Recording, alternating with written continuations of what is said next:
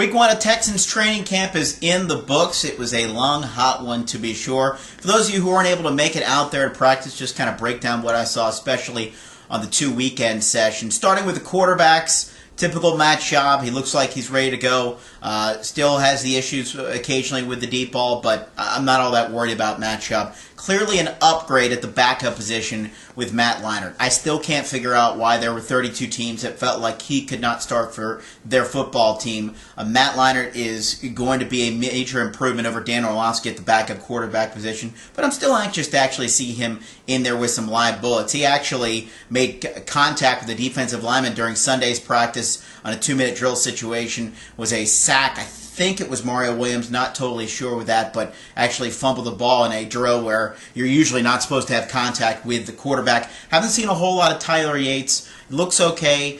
Kind of looks typical of a rookie in that when he's in some of these 7-on-7 situations, still looking a little more to the dump off, the valve receivers, as opposed to looking a little bit further down the field. Still anxious to see him get out there for his first action with the Jets a week from Monday. The running backs look outstanding. It's by far the deepest unit on the team, even with Arian Foster going down with a hamstring injury, and you also had Ben Tate with a little bit of a knee issue that knocked him out of Sunday's practice. You still had Steve Slayton, you still had Derek Ward, you still had Chris Obanaya, who's trying to make this team as a street free agent, of course played at the University of Texas. All three of those guys were phenomenal in both practices this weekend. In fact, Gary Kubiak cited all three of those guys as really having a really good shot to make this team. Unfortunately, with the injuries to the other two guys, a couple of those guys, specifically Slayton and Obanaya, who would play special teams, they haven't been able to participate in those drills because they don't want to totally overwork the guys. But the running backs really look good. A wide receiver, you had the return of Andre Johnson Sunday morning. He had a couple of those breathtaking plays that had the live crowd there going nuts. Beat Kareem Jackson on a deep ball that was underthrown by Matt Schaub, but Kareem did not turn back from the football, and so Andre was kind of able to go over the top for him for the catch. Looked like typical Andre Johnson. Had the dislocated finger taped together with another. Doesn't look like it's going to affect him at all. Couple of guys trying to make the roster. Been impressed with Derek Townsell. Been impressed also with Jeff Mayle, the rookie from Oregon who played on the team that made the national championship game last year. In fact, probably one of the best plays of the day on Sunday. You had Mayle running a little bit of a drag route, and Mario Williams got caught on him in coverage, and he just blew right by him and made a pretty long play out of it there. So Mayle is a guy definitely to keep an eye on as a potential replacement with David Anderson having left to go to the Denver Broncos. Offensive line-wise, your roster is pretty much set in terms of guys that are going to be up on game day. You got your 5 starters, then you also have Antoine Caldwell, who probably will be your swing, either playing the guard or the center position, and then Rashad Butler as your tackle that can play either side, right side or left side. So you kind of know who your 7 game day guys are, and they look just as good as they were last year. Switching to the defensive side of the ball, and this is really where a lot of the good stuff is, you got to talk about J.J. Watt. Number 99 in your program, pretty soon going to be number 1 in your heart, I think. This guy is just a man among boys, a legitimate 6'6", legitimate 295. During pass rushing drills on Sunday, when they go against the line,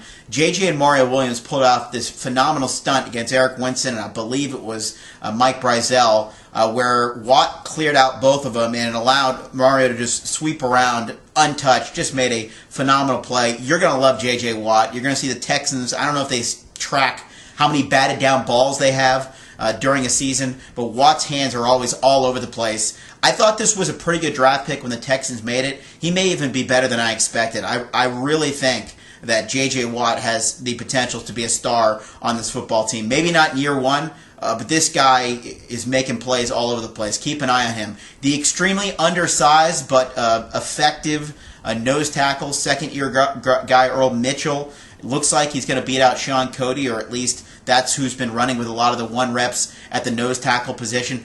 I don't know how he does it. He looks so small out there, but because he has that low center of gravity, very difficult to cut him on a lot of these running plays. But Mitchell looks pretty good out there as well. Antonio Smith is Antonio Smith. Biggest problem for the Texans on the defensive line is depth. You're looking at some of the usual suspects out there. A guy like Timmy Bowman trying to make the roster. You've got Tim Jamison is out there as well. I wouldn't say that anyone's necessarily standing out in that second group. So you may have an issue there from a depth perspective. Linebackers, of course, Brian Cushing has been out for a while with an injury. He hopes to be back in the middle of this second week coming up. D'Amico Ryans, to me, maybe looks a half step slow, still recovering a little bit from his Achilles issue out there, but it's good to have his leadership back out there on the field. Then you got Connor Barwin and Mario Williams. It's a whole new world for them, learning about the coverages, learning about how to get in space, when to have the right assignment and adjusting, when do I go to the quarterback, when do I have to step back. I think this might be the biggest issue on the entire defense is the ability of the linebackers to cover tight ends, backs, receivers running drag routes, within their space. It's not that they can't do it. It's just that there's a ton of inexperience there, and that was pretty evident throughout a lot of the practices during the weekend. Secondary-wise, love what I'm seeing from Jonathan Joseph.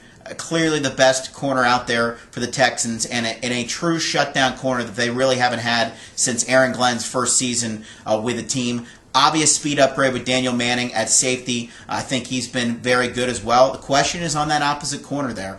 They're still listing Kareem Jackson there as the first team corner. I'll be stunned if he's the starting corner on opening day. He just doesn't make enough plays, doesn't turn his head around enough for the football. I think Jason Allen is challenging for that ball, for that job right there. And let's see what happens when some of these young players get in the actual games against the Jets and the Saints, etc. Let's see what Brandon Harris, a.k.a. No-Fly Zone, can do out there. Let's see what Rock Carmichael can do out there as well. But the secondary issues, they may not be the greatest unit in the world. But there's an obvious addition of speed out there that's going to help. I like what I'm seeing a lot from the defense, but you obviously want to see it against an opposite color jersey before you're ready to say, all right, this team is headed somewhere. This team potentially can get to the postseason. One other note from a special team standpoint, Brett Hartman, rookie punter from Central Michigan. Not only is he looking at winning the punting job, he also does kickoffs as well. Special teams coach Joe Marciano mentioned to me on Sunday that he was 100% on his touchbacks thus far from a kickoff standpoint. That's a guy that potentially could beat out Brad Maynard for the starting punting job. We'll have continued coverage for you here on Sports Talk 790 and Sports790.com. As always, if you have any questions about what's going on at Texans training camp, you can always hit me up on Twitter.